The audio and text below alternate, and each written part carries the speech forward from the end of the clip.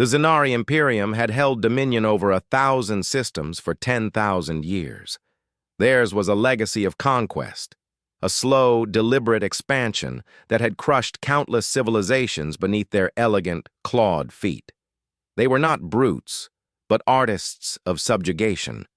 Their ships were sculptures of obsidian and gold, their weapons precise instruments of annihilation, and their laws a complex tapestry designed to keep the subservient races productive and docile. And to be conquered by the Zanari was to be given order, a place in the grand cosmic hierarchy. Resistance was not only futile, it was considered illogical, a tantrum of a lesser species that had not yet learned its place. So, when their long-range survey ships detected a new species stirring within the gravity well of an unremarkable yellow star in an unfashionable spiral arm, the initial reports were met with the kind of bored indifference reserved for a mildly interesting insect. And the species called itself human, and it inhabited a single blue-green world they called Earth. Their technology was laughably primitive. They had barely mastered their own solar system, with a few fragile outposts on a neighboring dust ball and a collection of sophisticated weather balloons posing as a space station. Their faster-than-light travel was a theoretical fantasy, a subject for what they called science fiction. High Commandant Valthor of the Survey Fleet, a being of impeccable lineage and supreme boredom, received the full report on his personal viewer while having his midday meal of nutrient gel. He skimmed the data with disinterest. "Primitive carbon-based life," he murmured, his multifaceted eyes scanning the text. "Silicates, water-based biology, high aggression indices, fractured societal structures. They fight amongst themselves constantly. Amusing." He paused at a section flagged by his analytical subroutines. "The subject species demonstrates high creativity and unpredictability." Valthor let out a short, guttural sound that was the Zanari equivalent of a scoff. "Unpredictability is just a synonym for incompetence. They cannot even predict their own actions. A species of children." He dismissed the report with a flick of his wrist. The information was passed up the chain of command, where it was met with similar derision. In the grand forums of the Imperial Senate, the discovery of humanity became a minor jest. Senator Thraxus, a corpulent and influential politician, made a speech that was replayed across the Imperium's data nets. "We have found a new species," he announced, his voice dripping with condescending mirth. "They call themselves humans. They live in a system so poor in heavy elements it's practically a mining bust. They haven't even figured out how to travel between the planets of their own sun efficiently. They use chemical rockets, explosions, controlled and directed, to push themselves around.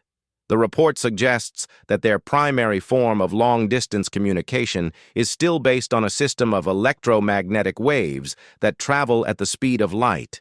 Can you imagine? They shout into the void and wait for an answer years later." The Senate chamber rippled with the soft, chiming sounds of Zanari laughter. "Let us leave them to their shouting and their firecrackers. They are of no consequence." This attitude permeated the entire Imperium. Humanity was a joke, a primitive backwater species not even worthy of conquest. Why waste the resources? They would either destroy themselves in one of their petty wars, or eventually stumble into the Imperium's space, at which point they could be absorbed with minimal effort.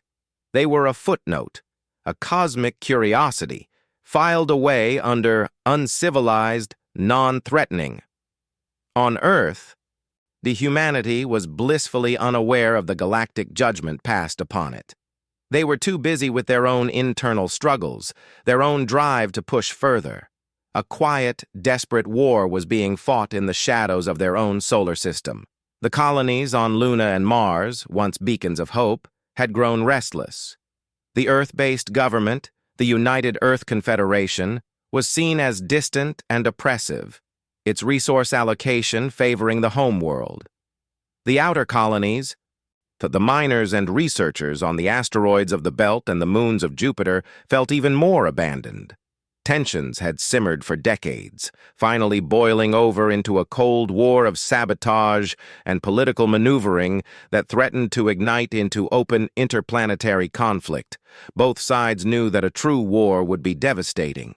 They had the weapons, but their fleets, consisting of sleek but underpowered patrol craft and massive, slow-moving colony ships retrofitted with weapons, were designed for system defense and intimidation, not all-out galactic warfare. The specter of mutually assured destruction hung over the solar system, a silent, grim guardian of a fragile peace. But humanity was not idle. The drive to explore, to expand, was coded into their very being. While their politicians bickered, their scientists and engineers toiled in secret on both sides of the Lengjan Divide. The Holy Grail was FTL, or faster-than-light travel, yet they called their project the Warp Drive, a name pulled from the old science fiction stories that had once been a source of mockery. The principle was simple in theory. Create a field that would warp the fabric of space-time itself, contracting it in front of a ship and expanding it behind, allowing the vessel to effectively ride a wave of distorted space, moving faster than light without violating the laws of physics. The practice, however, was a nightmare of exotic physics, in energy requirements that bordered on the impossible and materials science that was barely within their grasp. For 30 years, the work continued. The Earth Confederation poured resources into its clandestine Eventus project at a hidden shipyard in lunar orbit.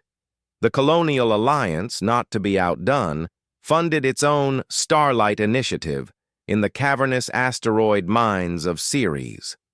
The scientists on both projects, bound by oaths of secrecy to their respective governments, were united by a common, burning passion. They were rivals, but they were also human. They shared data through cutouts and dead drops, a silent, illicit collaboration between enemies, driven by the knowledge that this was the key to humanity's future, not just as a species, but as a unified people. They knew deep down that the first human to step foot on a planet around another star would not be a Confederation citizen or an Alliance colonist.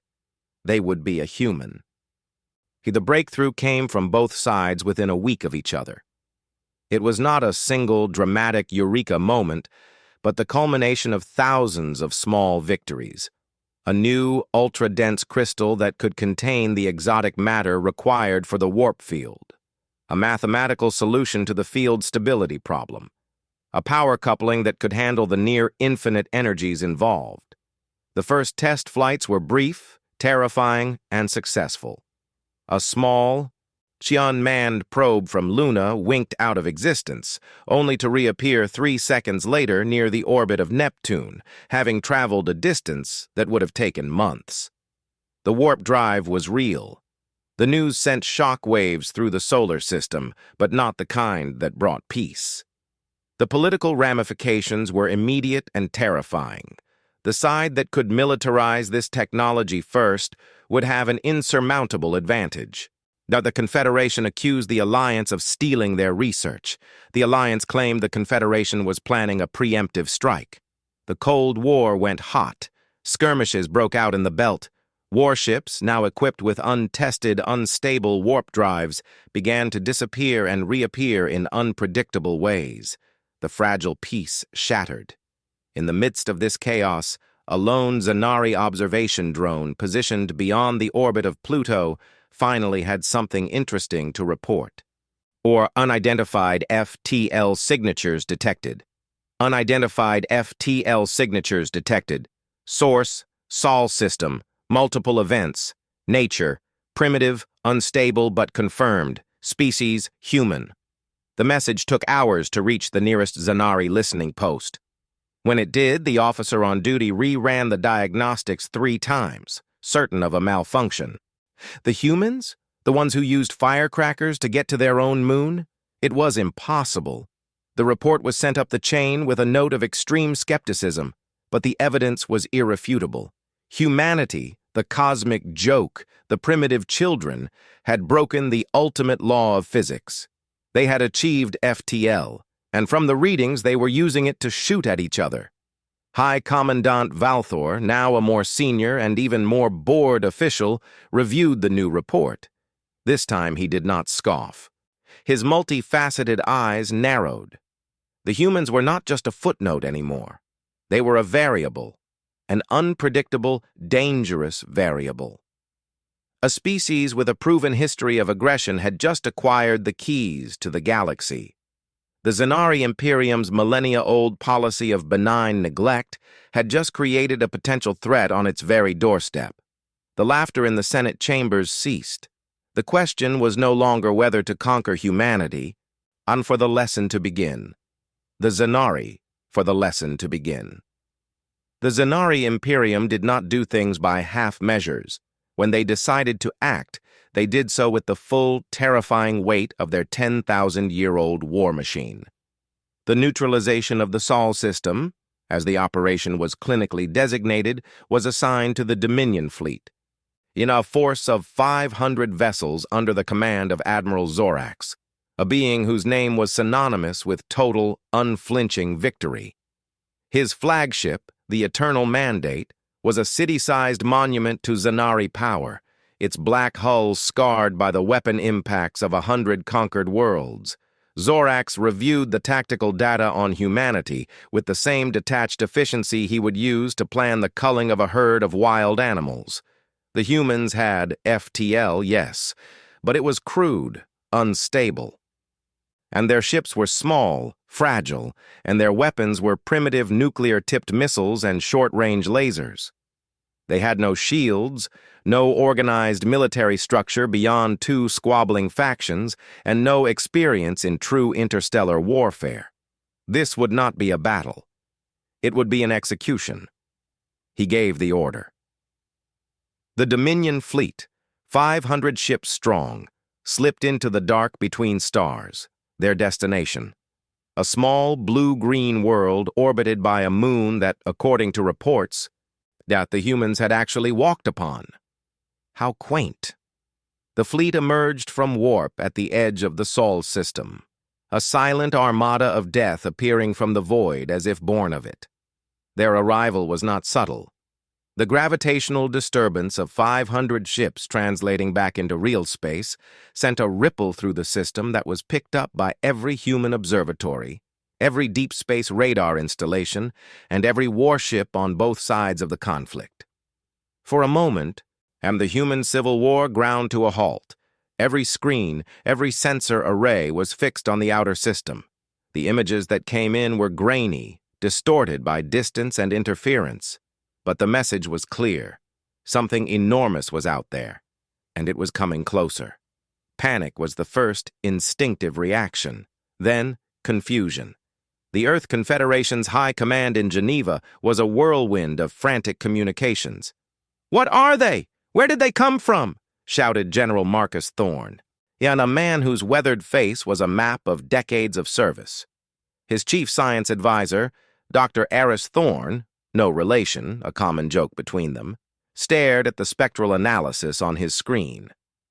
"The hull composition is unlike anything we have. It's a crystalline metal alloy, impossibly dense, and their power signatures, sir, each of those ships is putting out more energy than our entire global grid." On the colonial flagship, the Armstrong, and Admiral Elena Rossi felt a cold dread settle in her stomach. She had spent her entire career preparing to fight the Confederation. Now, faced with this, she felt the utter futility of it all. "They're not answering any hails," her communications officer reported, his voice trembling. "We're broadcasting on all frequencies, all known languages, everything, just silence." The silence was the most terrifying part. The alien fleet, a formation of perfect, deadly geometry, continued its relentless advance. They ignored the frantic human transmissions as one might ignore the buzzing of a gnat. They did not slow down, did not alter course. They simply came. When they reached the orbit of Neptune, they finally spoke. The transmission was not directed at any one faction. It was a system-wide broadcast, a pulse of energy that overrode every communication device, every screen, every speaker in the solar system. The face that appeared was that of Admiral Zorax, his chitinous features immobile, his multifaceted eyes reflecting a cold, infinite disdain. His voice was translated by an automated system into every human language, flat and emotionless. You are the humans. Your unauthorized development of warp technology and your uncontrolled aggression represent a destabilizing factor in this sector of the galaxy. Your species has been reviewed by the Zanari Imperium and found to be dangerously primitive and illogical. This situation will now be corrected. The annihilation. You have one of your hours annihilation. You have one of your hours to comply. The transmission ended. The silence returned, heavier than before. The message was clear. Humanity was not being offered surrender. They were being offered extermination.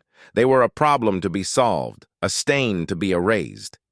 In that single horrifying hour, when the human race did something it had never done before, it united. General Thorne opened a direct channel to Admiral Rossi. For a long moment, the two mortal enemies stared at each other across the void. The history of conflict, the suspicion, the hatred was still there. But behind it was a new, shared understanding.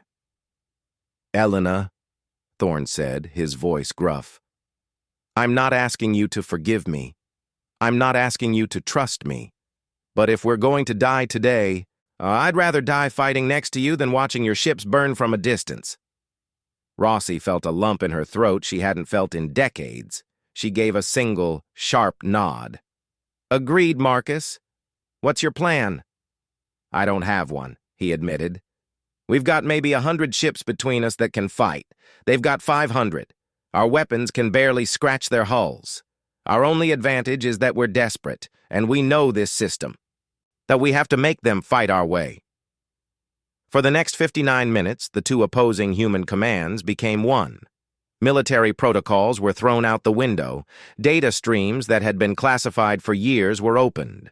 The tactical situation was assessed, reassessed, and assessed again. Every ship, from the mightiest dreadnought to the smallest armed freighter, was assigned a role. The plan that emerged was not a strategy for victory. It was a strategy for survival, and for making the Zanari pay for every inch of space they took. It was a plan born of desperation and the uniquely human refusal to simply lie down and die. As the final seconds of the deadline ticked away, Admiral Zorax observed the human response with a flicker of what might have been surprise. Instead of cowering, instead of the frantic, disorganized surrender he expected, the human warships were moving. They were forming up. They were not running, and they were positioning themselves between the alien fleet and Earth. On the bridge of the Eternal Mandate, a tactical officer reported, "Admiral, the humans are forming a defensive line. They appear to be preparing to engage." Zorax considered this. It was illogical. It was suicidal. It was unpredictable. For the first time, he understood the old survey report's note on high creativity and unpredictability. It was not a sign of incompetence. It was a sign of something else. So watch the tiny, fragile dots of their ships, their children, face down a wall of obsidian giants. There was no cheering, no flag waving. There was only a profound, terrified silence. Admiral Rossi, on the Armstrong, watched the timer hit 0. She took a deep breath, her hand resting on a small, worn photograph of her family taped to her console. "No allies. We have no reinforcements. We know allies. We have no reinforcements. We have no hope of winning this fight by their rules." She paused, looking out at the pinprick lights of her ships, and beyond them, the faint blue glow of Earth. "But they made one mistake. They made us angry. They think we're a joke. Let's show them what a joke looks like when it fights for its home. All ships, execute fracture pattern Omega. And remember, aim for their eyes." The human fleet didn't charge. That would have been suicide. Instead, they did something the Zanari tactical computers had not predicted. They scattered. The 100 ships broke formation, each one accelerating on a wildly different vector, a chaotic, three-dimensional explosion of metal and fury. It looked like a rout, a panicked flight. Zanari gunners hesitated, their precise firing solutions confused by the sheer unpredictability of the human movements. Then the first human ship, a retrofitted asteroid mining vessel with a warp drive bolted on, winked out of existence. A second later, it reappeared directly behind the Zanari battle line, a mere 100 kilometers from the stern of a Zanari cruiser. It didn't fire its weapons. It simply flew straight into the ship's massive engine nozzle, its reactor overloading in a blinding flash of nuclear fire. And it was unlike anything the Zanari had ever seen. The battle had begun. And it was unlike anything the Zanari Imperium had ever seen. Human ships, using their unstable, short-range warp drives, blinked in and out of real space at random, appearing in impossible positions, inside Zanari formations, directly in the path of incoming fire, right next to capital ships. They fought with the savage, unpredictable genius of a cornered animal.